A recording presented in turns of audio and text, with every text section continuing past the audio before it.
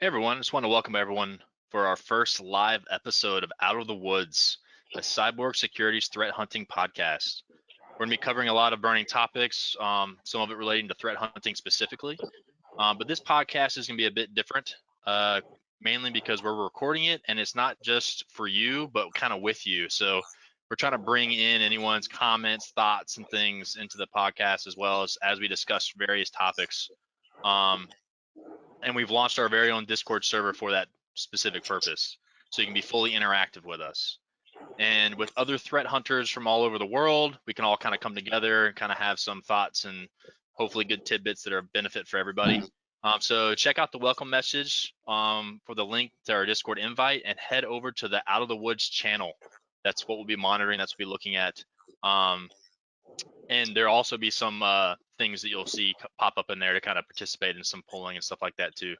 But we'll kick off with some quick introductions. First, I'll introduce myself. Scott Poley, obviously work at Cyborg. Background, really the best place to see all the things I've done is looking at my LinkedIn profile, and you can connect with me there as well. But I'm the kind of person that likes to think of the possible, which also kind of leads to my whiteboard addiction. If you're used to working with me or alongside or whatever, I tend to obsess over ideas and whiteboards. So that's kind of who I am. You'll kind of experience more about my background and my thoughts on things as we kind of walk through some of this. So I'll kick it over to Lee to introduce himself. How's it going, everyone? My name is Lee Arknall. I started my career as a network admin in the United States Army with Ranger Regiment. Poley was actually my team leader, so he taught me a lot of this stuff. Got into security through him again, and that's where I found my love of logs and Sysvon. So I'm a SIM log junkie. I try to figure out what the logs are trying to tell me, how I can leverage them, what's important, what's not. So that's what I obsess over is event IDs and news sources. It's a lot of fun. Mike? Yep.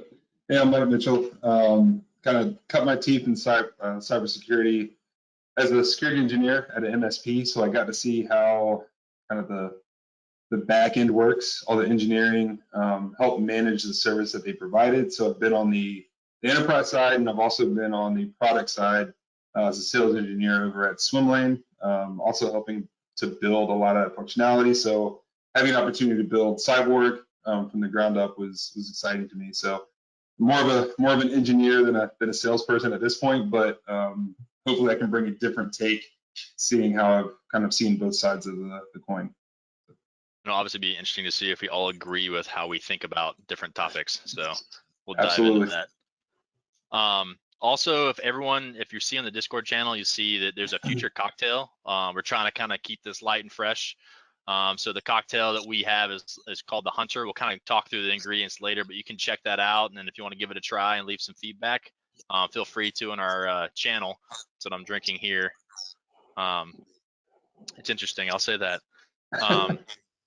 So the first thing I want to start off with is just 5 headlines, right? Typical thing in security, there's always information going around. I'll kind of introduce some of the headline topics or titles or whatever, and then we'll kind of pass it off to different people to kind of introduce them. We'll talk about some of them. So the 5 kind of headlines we're looking at is one, Lucas Steeler, kind of focusing on the securityweek.com's report of that. The Race Against Time, which is the zdnet.com, when they talked about victims being scanned within 15 minutes of bug disclosures. Quackbot and CalcExe from hothardware.com.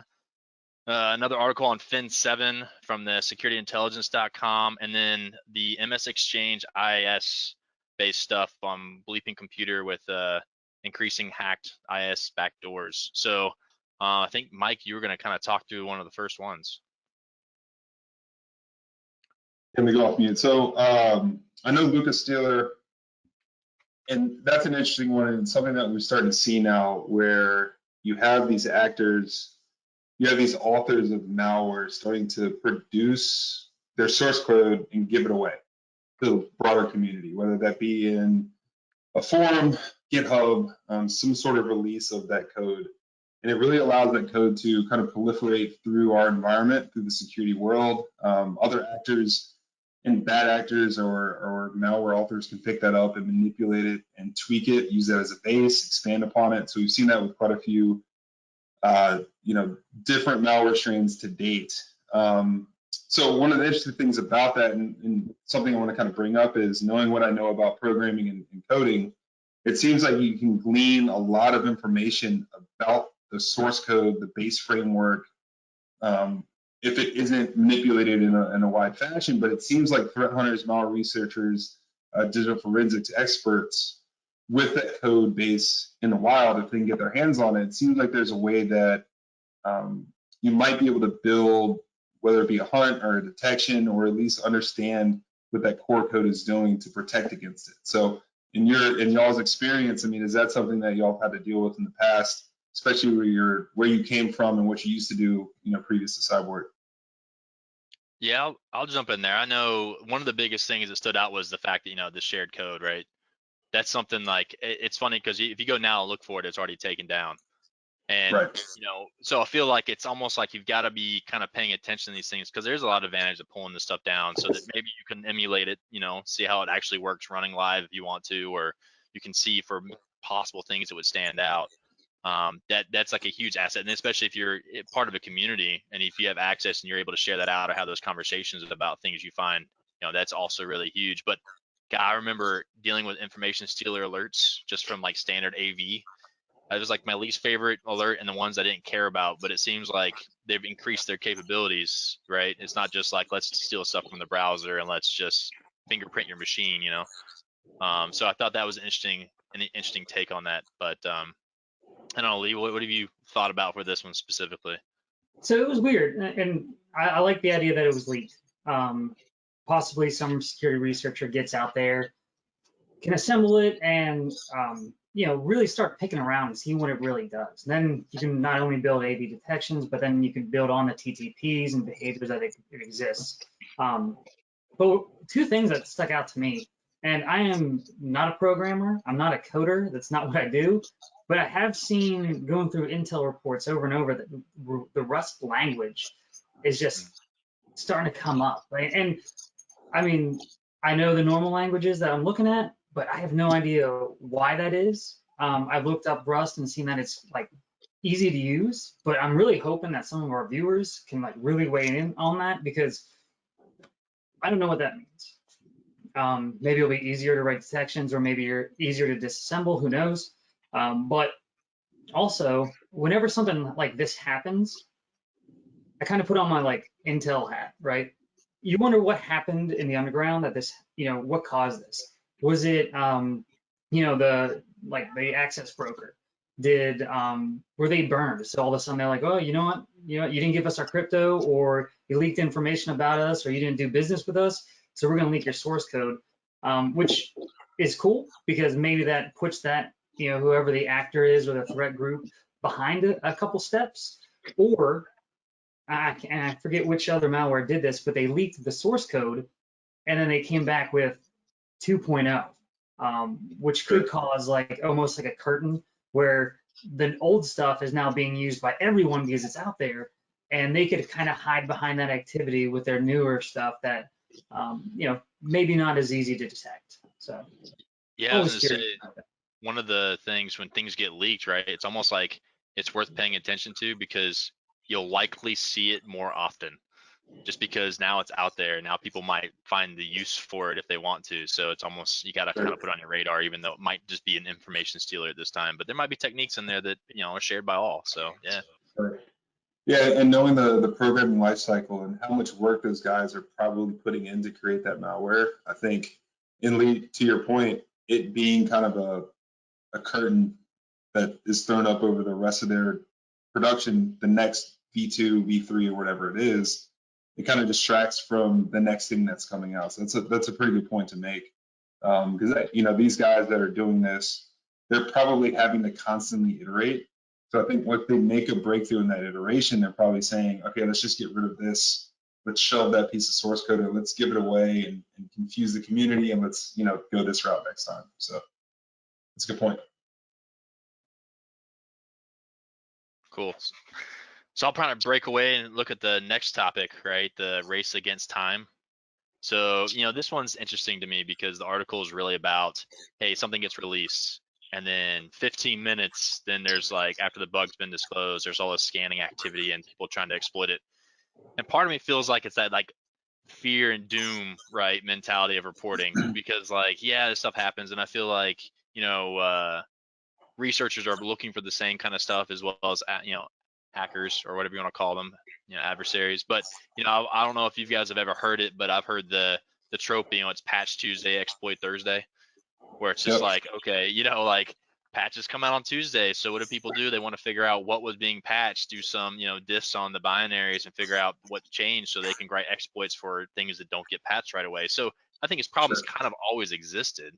But I think what's made it unique in this aspect, when I dug into some of the actual reporting, right, they broke out where the attacks came from, was 37% still phishing, right? Phishing, I get it. Kind of the attack from within, and then the 31% were the software vulnerabilities. But when you looked at those software vulnerabilities, like most of that was made up of like 5 major vulnerabilities, and the 2 of them being proxy shell and log4j.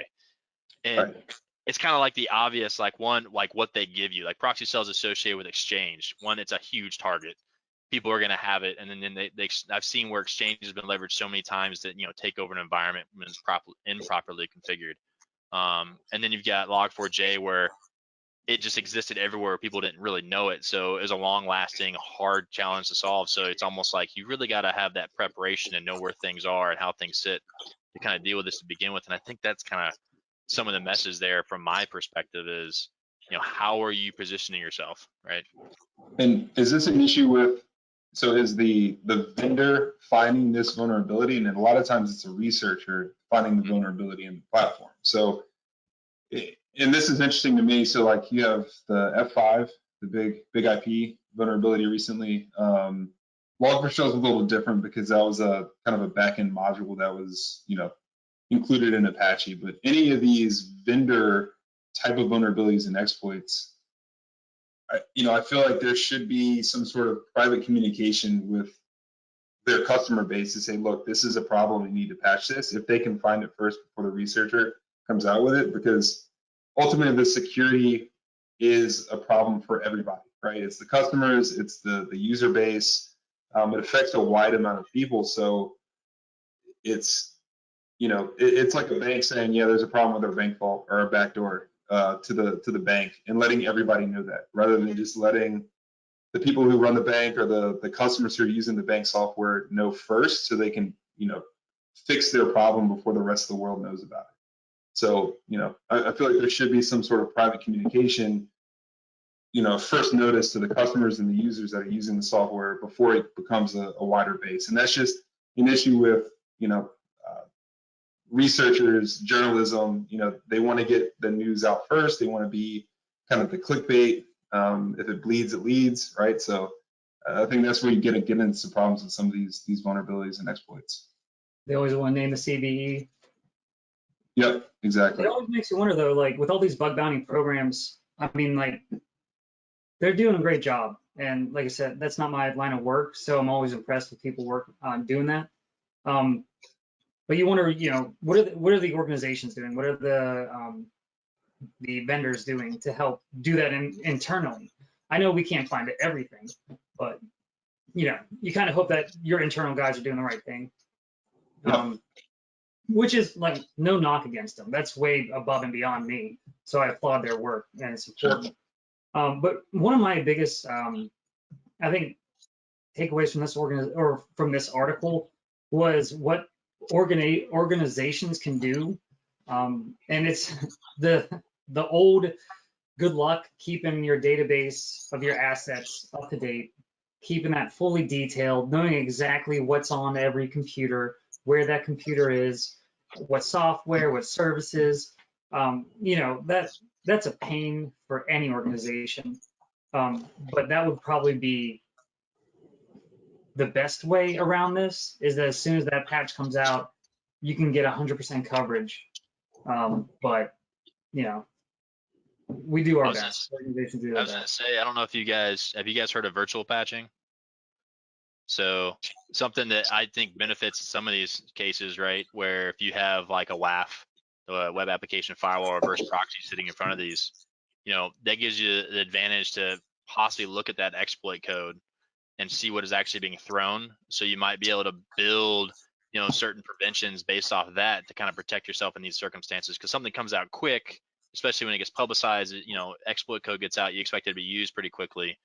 That's an opportunity where you can kind of protect yourself temporarily, right, before getting that patch, and something that hopefully you can test quickly enough to where it's not going to impact production as well. So Absolutely. And I mean, and looking at the Discord, What a Pain asked about master key, and I think this lines up directly with what we're talking about, right? I mean, this is a lot of people use Palo Alto. I don't know how this was communicated to the overall security community, but looking at this exploit, I just popped it up on my screen. It'll be fun to run and see what we get back. So I'm sure Sheridan will have this baked in eventually, right? So. cool. So Lee, I think but What a Pain. Yeah, thank you. Yeah, so Lee, I don't know if you want to take over the next one. Yeah, for sure. So Quackbot, doing what it does. So basically the article really details out the attack chain, which is great. They did a really good job when doing that.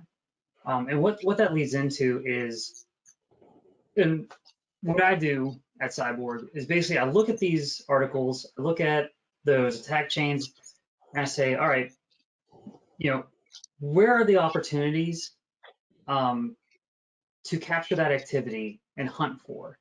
And really, when it comes down to it, and the attack chain could be really long, but there's going to be behaviors that the actors show, and it's going to be, how do I say this? It's going to be all over the place, but they're going to be consistent because they're humans. The way they type commands out, the spelling mistakes that might be there, and this is the tough part. So finding those opportunities to detect is really important. And I feel like that's where we really shine, and that's what we do here. But we go into Hunter, our Hunter platform.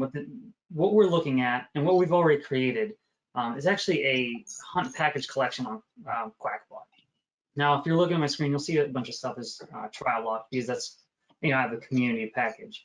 But we've crafted these hunt packages to find those certain points in time where we can detect them between the major events, like from initial compromise to ransomware actually being detonated. There's all those steps that the attacker has to take in between, and we're doing our best to create these hunt packages that'll capture all that activity.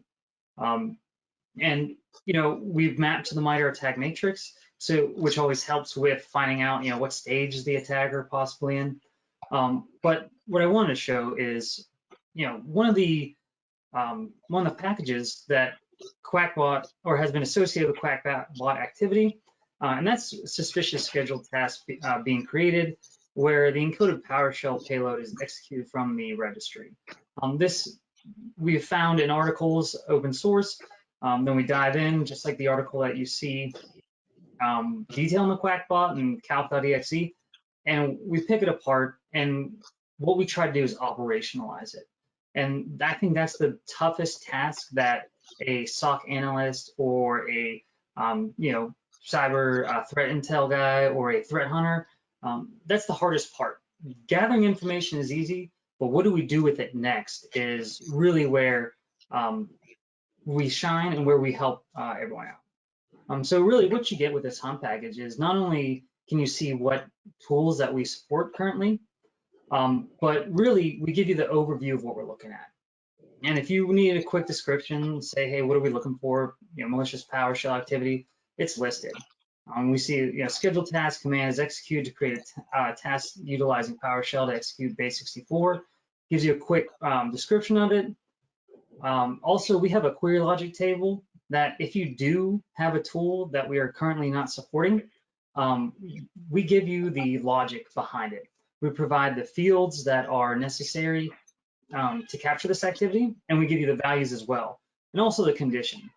So any of the scheduled tasks created, any of these, and some of these values, that will help you detect the the activity that we're talking about, specifically the PowerShell and registry.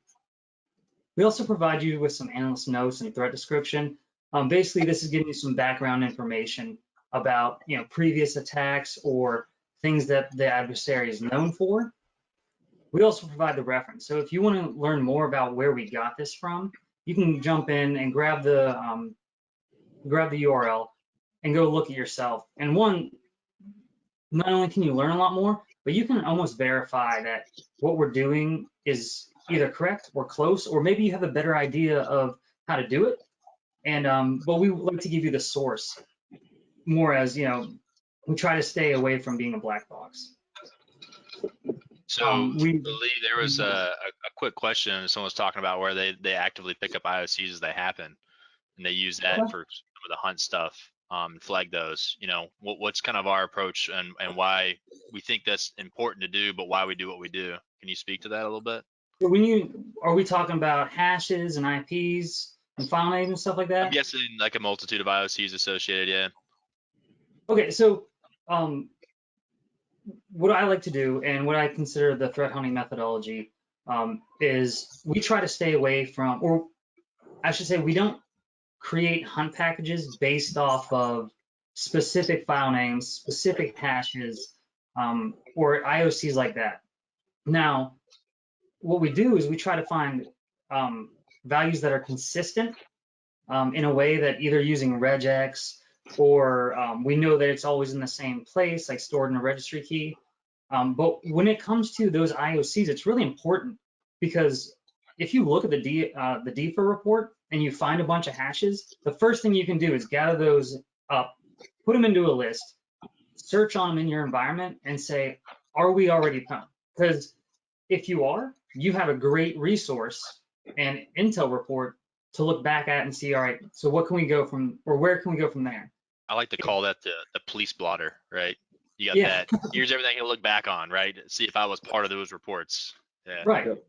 But then after that, if 0 results come up, you don't want to say case closed, we're good. That's when you want to start jumping into the TTPs. That's where you want to examine behaviors, look for command line arguments being thrown, registry keys being manipulated, all these things that you can find that aren't specific context, but more of like surrounding ideas. Did that answer your question? Yeah, I think it sounded good. Yeah. Sounded good. Logic. It's the honor. But we also map to the MITRE attack matrix. Once again, for ease, to kind of give you an idea of where you're at. And if you use the MITRE attack matrix, you can kind of figure out like if they're in execution mode or if they're in C2, what steps come next.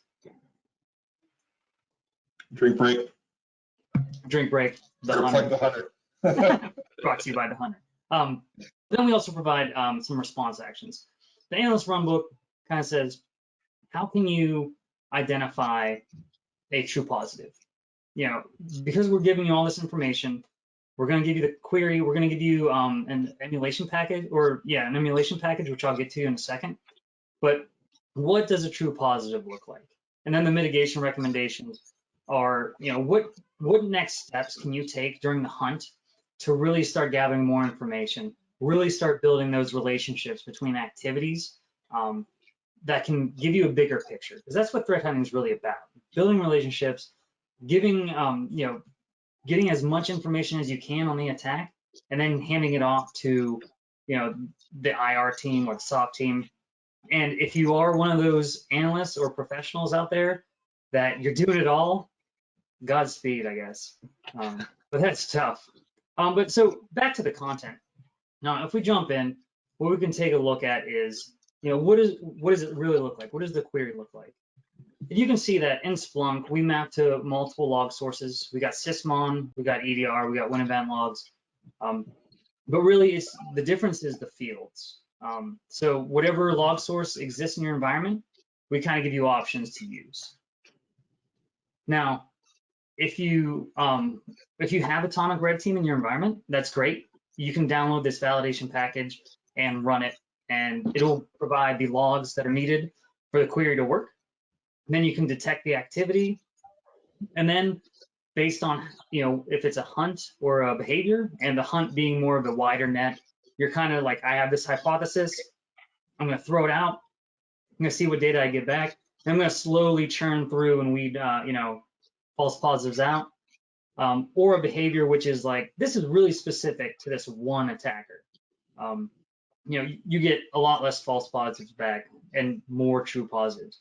But basically, what we do is we provide you a manual operation and a automated operation. And this kind of serves two purposes. One, once again, it gives you a moment to say, hey, what they created actually detected the anomalous activity, and we're going to run with this hunt in our environment and look for actual malicious behavior. Two, it could really validate that you have the log visibility in your environment, which is really important. Because my favorite. What was that? That's my favorite. Oh yeah, and it's actually like, as a developer, I'm like, yeah, find bad. And whenever, someone said that, and I was like, I didn't even think about that business use case. So, if you are blind, you could pitch to whoever you need and say, we need these logs ingested, or we need to start auditing these logs because, and here's why. We're looking for this threat specifically, and we're blind to it, which is great. Now, but then we finally have the deployment requirements. These are anything that, does a registry key auditing need to turn on? Does process command line auditing need to turn on? Any configuration change that you need to make in your environment, we'll throw it here. Also, we say, if it is behavior, we'll say you might want to run this over this amount of time, for this many minutes, just different ways to run it. But yeah, that's what we do. And as a developer, I'm super proud of it. I hope you all. It's funny, like we have all those different packages, but even just looking at that article, first thing that stood out to me right away was the CMD with the argument /Q/C. And I was like, okay, anything running from command prompt in the quiet argument and then throwing a command, I'm like, those are things I like to dig out anyway. So, but it's just like that, like taking something that simple and we turn it into something that can be that full-fledged, and then you get enough of them. So it's kind of cool.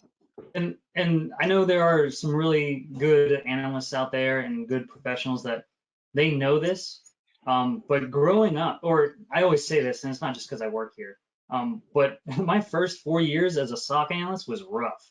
If I was trying to figure out log sources, I was trying to figure out what am I even doing, like how do I use the tool, and it wasn't even security mindset. It was, what am I doing? And if I had this to like help guide me, I probably would have been probably a better SOC analyst. Probably wouldn't be here though, so I'm kind of glad it didn't exist when I was. But no, I love it, and I'm really, really proud of the work we did. Mike, do you have any comments before we jump to the next topic? Or are you good?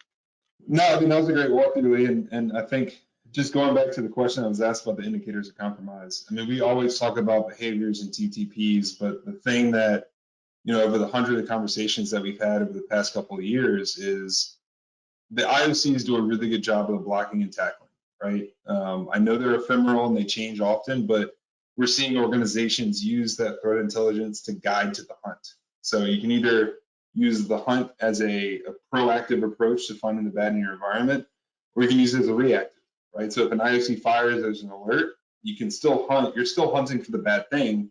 You're probably just now having to shift your focus, and you're a little bit more targeted because there's already an instance of that bad thing in your environment, right? So that's a good point. I like that. Like you kind of cover like what footprint does the adversary have if we know they're here. Exactly, because that's what the IR team is going to do eventually, right? So if you can get ahead of that and give them a report to say, look, it's these machines, these networks, because we already have done the hunt process, it makes their lives a little bit easier. Yeah. All right, so I'm gonna jump to the next one. So the next one's really just talking about Fin7 and really them switching to use ransomware. And I kind of thought this was almost to be expected, right? Like if anyone knows anything about Fin7, they're like they're criminal type, org as far as how they operate. I believe they operate out of Russia, but they're highly financially motivated, right? So anything that can turn money quick and make it easy, like that's kind of where their target set seems to lie. So it just seemed like such a natural transition to say, well, everyone's making money with ransomware. Why wouldn't we? They have the skills. But the really interesting thing is if you actually dig into the Fin7 stuff, you know, they're really heavy use on PowerShell. And you know, and like even I think their backdoor, they call it Power Plant. But you know, something I always think is interesting discussion when you think of like malicious use of PowerShell. And some organizations like, well, we need to lock down PowerShell and stop it from being used everywhere. And you know, in some cases, yeah, that might make an adversary act differently. But the one thing I like about PowerShell is you can enable a lot of visibility to PowerShell as well. So it's almost like if you force them to use something that you're more blind to, it might be better to have, hey, we have really good detections and capabilities to utilize PowerShell to find these things and use it to your advantage. So there's that. But even when I was looking, I dug even deeper because like Mandiant had a report they were referencing. And you know, they've been using the same command line structures that go back 3 years, right? And like it's almost, and then when you know the example they threw in there was like they use CMD with /C to basically start PowerShell with the path to PowerShell, a bunch of arguments, and then they run a PowerShell script. And it's like, you know, that's pretty distinct, right? You know, you know, you got to wonder like in your environment administrators, how often do they do that type of thing? And that's kind of what we look for, right? Is hey, they have a behavior that might stand out different from your administrators, even if they use PowerShell, that you can really start to kind of fingerprint their behaviors. So it seems like they have a lot of those. And so anyone that's really interested in digging into Fin7, that recent port of Mandiant, if you basically Google Fin7 and Mandiant, I'm sure you'll find it. They have some really good anecdote types things and comments about different PowerShell things you could potentially look for. So I definitely look into that. I don't know what you guys took away from that. Well, it's important to remember that the actors and the authors of the malware, they're human too. They will stick with what they know. They'll stick with what's comfortable, and they'll make the same mistake over and over, just because that's what they know. But you know, getting into the you know, being tricked by cybersecurity work. I mean, we know how it is when someone says, "Hey, you know, I really like what you did. Why don't you come work for us?" You know, it's just the flattery of getting recognized and being, you know, idolized as one of the best in your community is always nice. And what it draws back to is what I thought was like Project Raven, as talked about on Darknet Diary, where there was a bunch of people that were lured by, you know, hey, you're the best of the best, your resume is great. You know, here's a ton of money, come do this work. And once they get there, you know, it's the bait and switch. They're like, well, you know what, you were going to do this, but now you're here, so you're going to do this. You got to feel for them because they think they're taking the next step in, you know, their career, when really they're doing like damage beyond. Yeah, and the only comment I have is, Lee, I think you said this earlier, humans form habits, right? And it's hard to break those habits sometimes. And once you have a game plan and you're successful with that game plan, they're just playing the numbers at this point. So if they can affect a percentage of the people they're going after with the same thing, they might get caught a couple times, but if they can be successful with what they're doing, it's hard to get that pressure for them to change up what they're doing today. So, and that goes back to hunting for the behaviors, you know, looking at almost trying to figure out what the human's doing, right? Kind of social engineering what that person's going to do in that environment, in that space, that access. So that's a really good point, Scott and Lee, on that piece. Yeah, when you talk about creatures of habit, I always think of the analogy that just pops in my head every time. I don't know, I was going to talk to this at some point, some other place, and so now it's just stuck with me. But it's like for people that drive for work now, and I guess no one drives to work anymore, but you know, like you drive to work, you take the same route every time, right? When you talk about creatures of habit. And then even if there's a detour, you're still going to drive the car the same. You're probably going to go the same speed limit. You go 10 miles over, 5 miles over, whatever you do. Like there's all these unique things that people just do because they're people. And so that directly applies to the cyber realm as far as like, I mean, even when I think about how I use my computer at home, I do the same stuff all the time in the same way. Like when I want to run, if I want to open up, for instance, the calculator, I don't find the app. I do the Windows run key and type calc. That's how I run and execute it every time. Cortana. Oh, you use Cortana? You're like the the only only one that person. uses Cortana, Lee. You. All Just their you. data, voice recognition. This guy. Just He you. just needs someone to talk to. I get it. I get it. I'm lonely, Cortana. All right, so like the last article here that we've listed before we jump into some topics, Lee, I think you were going to talk through. I got a lot of stuff to hit on this, so go for it. Good. I'm glad you have it. And Mike, I was looking at you because the engineering side of things. I have very little experience with this, so I was hoping that you can enlighten me as well. But Bleeping Computer highlighted an article about Microsoft Exchange servers being increasingly attacked by backdoors. So what does that mean? What does a server look like? You know, when building these up, is it easy to make mistakes, or is this just really good threat actors? Right. So from the engineering perspective, knowing what it takes to deploy an on-prem Exchange server, you know, there's a lot of experts out there. It's a tough thing to do. It's miserable to have to maintain over time, update, manage. At least from my experience, and I know probably most of the engineers out there, like Google's your best friend. So you're going to use those guides, you're going to use those resources online to stand those up. And this kind of gets into the next topic we're going to talk about, but you have an operations side and you have a security side. So when that manager or the CTO or whoever says, look, we need to stand up an Exchange server, and we have to do it by next month, there's going to be a speed in which you have to get that up where you might cut some corners, right? But there's always security around deploying these things, loading the modules, loading the ISS modules. There's a best practice around it. And again, we're human. Not everybody uses the best practice, right? So Scott, I know you had a bunch to talk about with this. I'm sure I'll slide in. Yeah, so one. On to the next topic. Yeah, thanks, Lee.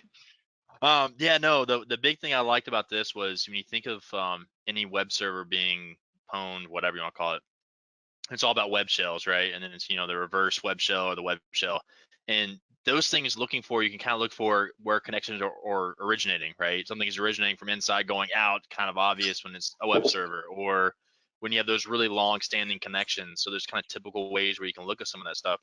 But with the IIS stuff, you're kind of installing a module that is kind of a passive backdoor, right? So someone just needs to craft the how they're going to talk to over HTTP or whatever, and then in the pipeline how it's being processed, it's actually going to pick up on any keywords or things. I bet they have different ways to do it. Like they can be like a certain regex pattern that matches something that they pass, so then it knows to talk to the backdoor, not to just pass it on, or custom headers, tokens, or hash values, or whatever you want to put in there. The different ways to do that, but that makes it really hard from a C2 perspective, because that means anything can be a C2. You really just have to talk to the web server the right way, which makes it really interesting. But some of the other interesting things I think about that are, if you were able to put the reverse proxy in front of something like this, and then put your network monitoring in between, you can handle all your encryption on the front end, and you can see things decrypted. And one of the things that happens a lot is they use encrypted C2. So now if you're looking at all the HTTP, it's already, in plain text between your proxy and your, Exchange server. If there's still encrypted traffic, that's really suspicious, right? So there's different ways where I think you can pick up on some of these things. And then another thing they use that I thought was interesting was they try to prevent logging to happen on a local server, and how they achieve this is making huge cookies. Because the cookie gets too big, then it doesn't log it locally. Well, if you were to do some sort of batch comparison, you might be able to. I haven't tested any of this, so this is just theory, right? But maybe you can take something where if you took all the source addressing connections that show up in the log and compare it to your network monitor, and you say, hey, these are the addresses that don't have logs in our local logs, might be interesting to look at, right? And so different ways to kind of pull those things out. And I think that's like that data or hunting mentality, right? You're taking that problem, trying to break it down into pieces on where you might be able to have the visibility, because that's the first problem you got to solve, right? And this one seems like that's a hard point. But second, like, how can you start sifting through and make interesting things stand out, right? So that's something that when I was digging into this, I was fascinated by it, because I don't dig into this stuff that often. I hate Exchange servers, so Absolutely. It's what it is. You caught up, Lee? Did that help? Yeah, Yeah, I'm good. Good 100%. to go. All right, Stepping up cool. tonight. Yeah, so you got Yeah. the next like 4 or 5 packages we publish on that, right? Yep. Got it. Just got your phone number in it. Yeah, so it looks like, I mean, we have about 20 minutes left, and Scott, I know we're done with the articles now, correct? Yeah. Yeah. And I think as we move this thing forward, we have some higher level topics that we want to talk about outside of just the articles. So one of the things that we're going to approach today, and we kind of touched on it earlier, was we have business operations versus security.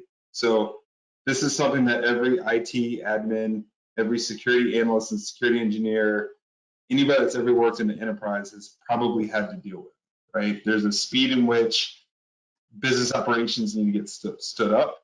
That's typically associated with the profit or the revenue or the operations and SLAs of a company. But then you have the security side, the compliance, the risk, that a lot of times those typically don't go hand in hand. So over the past, we're seeing IT admins, IT engineers starting to, and a lot of that path is they transition into the security role because they're already getting hammered with it as they're building up these business operations internally. So, you know, there's the scale side. Don't break anything, right? Don't change anything, but we still have to have security. And so I've had a unique experience coming from a managed service provider where we own the engineering side, but we were a security company. So everything we did was security first, right?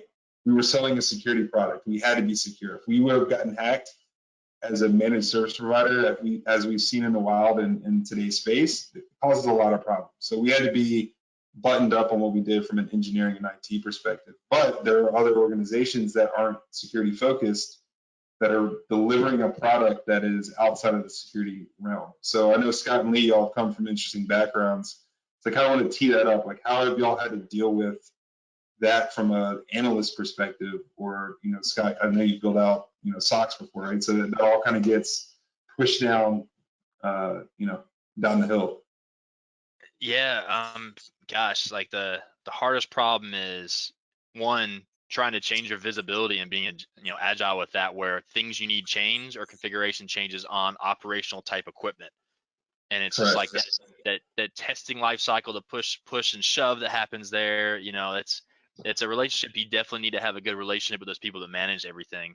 And you also the testing life cycle to be able to push changes through needs to be very streamlined and efficient, because there's nothing worse than it's like, oh, we have this really good change, we'll get it to you in 3 months.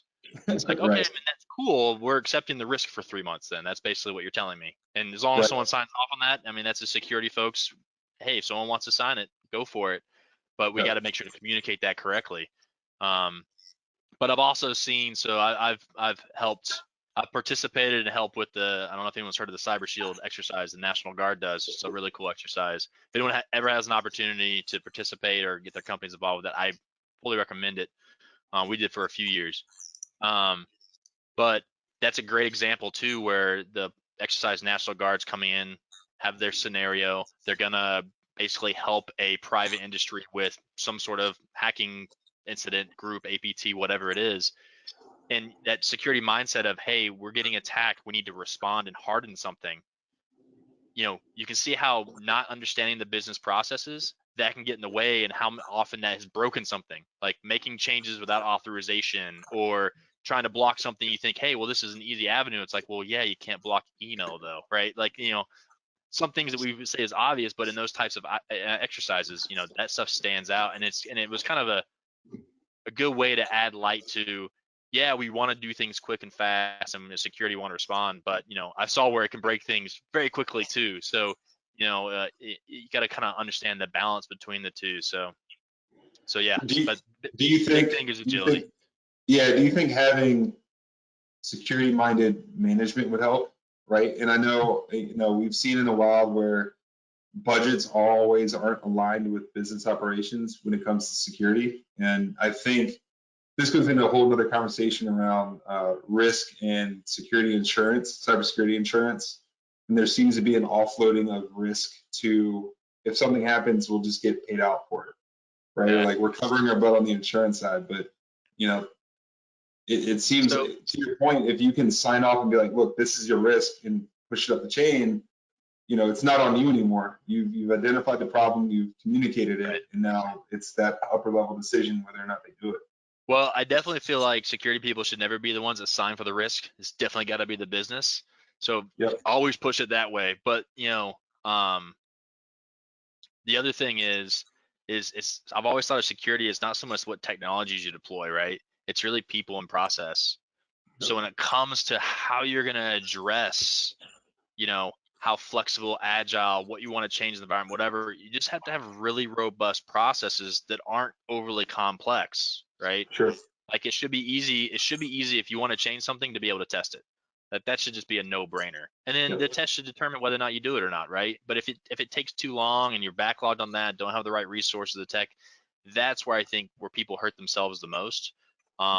Because once you make it, everyone's ever, if you ever managed an IPS, once it blocks something that hurts the business, it's now in IDS mode permanently. It's never going to go back to preventing. It's always just going to be in detection mode. And that's just the culture we live in, because security really isn't adding value, to the underlying product, depending on what the business is, right? But Sure. it's a cost. So you got to balance that. Absolutely. And then what happens if you break something, right? So I know Lee has some experience with that. You want to talk about that? So, yeah. So first, I guess my personal experience is, like I said, I was in the Army with Poli, and one of our jobs was to provide network connectivity in remote places. So we had to know how to get that network up and running. That was it. Like we had other teams that would deal with security, with whatever measures that they put in place. Our job was to get it going. Now we were trained to that point. Whereas like, hey, I can get this network up in 30 seconds. I have all my commands in a binder. I know what to do. So and if not, I'm doing push-ups, or more importantly, if I'm in Afghanistan at the time, lives could be on the line. If it's a live feed coming in that they need, there's no wiggle room for downtime. So that was my first 6 years, was I need to get this up and running no matter what. If I threw in a faulty command or I redirected traffic, I kind of was none the wiser, because we had people to look for that stuff. But that type of perspective was different. Now when I came into security, it was like, all right, I need to know how things work, not only how they work, but how they work properly. Sure. I can tell you how many times I called people like, hey, this is acting funny. Yeah, it's always acted like that. Click. Okay. Right. That's not good. Right. But I will say I did. I deployed something in an environment. It was Sysvon logging, and it had a memory leak to it, and it took down some computers and in a call station, like where calls needed to be get in. But I didn't know. I was, we tested it on a small batch. We tested it. We were moving smoothly. Whenever we put out updates, it worked. But then, the memory just leaked so much that it started crashing stuff. And that was it. They were like, What was the difference between your test environment and that production environment? Was it a big difference? I mean, a lot of times you get into the issues where, again, perspective, a company's not going to give you a replication of a production environment, right? You're going to get maybe a couple boxes. So I can't remember if we did mix, or I can't remember the specifics, but what it came down to was that every time you change the configuration in Sysvon, and so I'm trying to recall, but I know that changing it over and over and over and over caused this memory leak to grow larger and larger and larger. And because we were testing, because we were pushing, that leak just kept getting bigger, and finally. Got it. Well, I think it was the OS specific. It was old OS that wasn't being tested as part of the test group properly, if I remember correctly. Yeah. So it comes back to, what did I do? And that happens. Like the bigger the organization, and the more that's there, it's like accounting for every possible edge case scenario is challenging. Yeah. But like I said, good processes lead to hopefully better things. Yeah. And I see a lot of more organizations taking the DevOps mindset, where you have a dev test stage production environment, hopefully, especially when you get into larger orgs and you need to really test and especially from a logging perspective, right? Visibility is hard to gain in a lot of these tools, and so you need to be able to test that at scale. You know, Yeah, and it's I think getting better. I think people are learning. Just trial and fire, right? But it was rough to move forward because every time you said Sysvon, people were like, no, we're not it's an gonna-" amazing tool. It's Oh, crucial yeah. for Built visibility, right? It's amazing. Built for detection. It was the tool and log source that I found that drove my career this way. Yeah. There was the JP cert. All they did was they took a bunch of Windows native. They put in a report. They took all the Windows native programs and ran them, and we're just like, these are the logs we saw. And I was like, what is Sysvon? What is this thing that keeps popping up? Didn't you And I print that researched- out? What? Didn't you print out the JP cert? I did, because I took it home and I was just like, It was like your Bible. Like he literally carried it with him everywhere. I love that. And like anytime anyone had a question, I was like, but no, Yeah. that's what drove me here. It's amazing. It's awesome. Hey, you think we can sneak in one more before the 10-minute mark? I guess we got 10 minutes left. Yeah, what do you want to talk on? So you want Security to models. jump in the security model stuff? I'd be going in on. All right, Lee, take it away. All right. So we all know of the security models of the days of old. We got MITRE, we got the cyber kill chain from Lockheed Martin, and others, the Diamond model. Now, there's not one specific model that I've found that like hits it on the head 100%. So I guess from your perspectives, what are your favorites? What do they bring to the table? And where do you see like, can you combine any models to say this would be perfect? So I'll dive in to some of my perspectives. I mean, Kill Chain was great when it came out because it was like the first thing to really scope everything, right? But it was also kind of how security was back kind of when it came out. I guess it was kind of in a transition phase where it's very perimeter focused. Like get through the perimeter, bad things happen. That's kind of the kill chain. Here's the initial this, that's bad thing happens. And it's like that's not how attackers really work. It's like circular, right? They can like iterate through that. So the kill chain's still applicable and it's great for, if you need to explain things up. It's simple, you can walk through it. I think it's great for management, not to insult any management. I was in management. So that's kind of my take on the kill chain. So I feel like it's dated. It needs I guess whatever they call it when they make over. Yeah, there we go.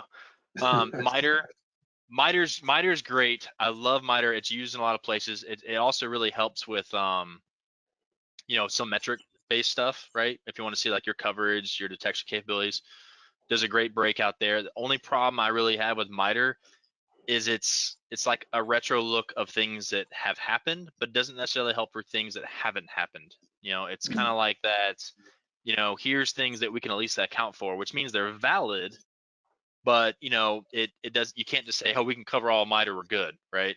So, the details and especially the way they put all the resources together. I mean, I use it all the time, so I can't complain. So I do favor that a lot. The Diamond model is really cool, but I really feel like it's really just built for Intel people, right? I mean, it was designed by Intel people because it really focuses on the adversary's capabilities and then the victimology standpoint. Like, okay, this is what they can do. These are what their motives are. So who would their potential victims be? And so it really lets you dial that in. So like if I'm an Intel person and I want to say, hey, this is a bad entity, who should I worry about them going after? I can say that now with the Diamond model. But it doesn't really solve me as an organization other than saying, hey, we're in the crosshairs, but it's pretty easy to say, oh, that's a ransomware actor and we have money. Well, okay. Diamond model I didn't have to put that together and stitch together to say some of those things. And then time-based, this is something I've kind of learned about more recently, and I won't go into the super detail here, but I kind of liked it, but it's really hard, I think, to apply sometimes because the idea is whatever preventive controls you have, you're measuring those versus your detection and remediation time. So like detection and remediation has to be greater than your prevention. Otherwise, your prevention controls aren't really good. But like, if you want to look into like the whole book about it, if you just Google what they're saying about time-based security, it's a really, really cool way to look at some problems, and you can like really sit here, like if I got a phishing email and I have to get through all these avenues and pivots to get to something critical assets, you can kind of model that numerically with the time-based model, because you can measure how fast can we detect this, how fast can we respond to this, and it's really about your mediation time, so you can kind of come up with your exposure, right? That's the point. Like, how much are we exposed from start to finish? Is it 2 hours of exposure when this happens? You know, that kind of thing. So it's kind of cool, but I would say I would lean towards MITRE because it's up and coming more and new, and it has a lot of great resources. The other ones kind of just frame things. Like, there's no resources. If you look up Diamond Model, it's not going to tell you, or Kill Chain, it's not going to give you as many, hey, here, pivot to this article or pivot to this. Like, you can't build much from it other than just an understanding. So The amount of context the MITRE attack framework brings in, well, is remarkable. Go ahead, Mike. Oh, no, I was going to say, I think, and you were talking about kind of the age of these frameworks, and I love a framework, right? Anything you can standardize is amazing. So I believe, I don't know which was first, the Kill Chain or the Diamond Model, but I think what they tried to do was simplify the conversation when you're talking outside of the group that's doing the work. So you said Intel uses the Diamond Model. They're trying to simplify those stages so other people can kind of understand what they're framing and the problem that they're framing. Kill Chain does the same thing. I know it's huge in the government space when we were doing, again, at that MSP, we had a lot of government clients that loved to key in on the Kill Chain, and that was very early before MITRE came out with their framework. And MITRE has been kind of a game changer, right? Because it frames the conversation in a way that people can understand the threat and the things that you're trying to actually solve for, but it also gives you a way to operationalize it. And I think that's the biggest thing that I think people use MITRE for, is they're saying, okay, this technique number does these things. This is what I need to look for. Now let's go operationalize that. Let's actually go, look for actors that do this thing, this behavior, this tactic and technique. And it's a really interesting framework. Love it. We use all three, actually. I mean, you mentioned, is it one or is it two or is it three? I think if you combine them, you get a deeper story on that intelligence and that context. And then recently, I mean, MITRE has been updating every like 3 months, so it's fun to keep up with.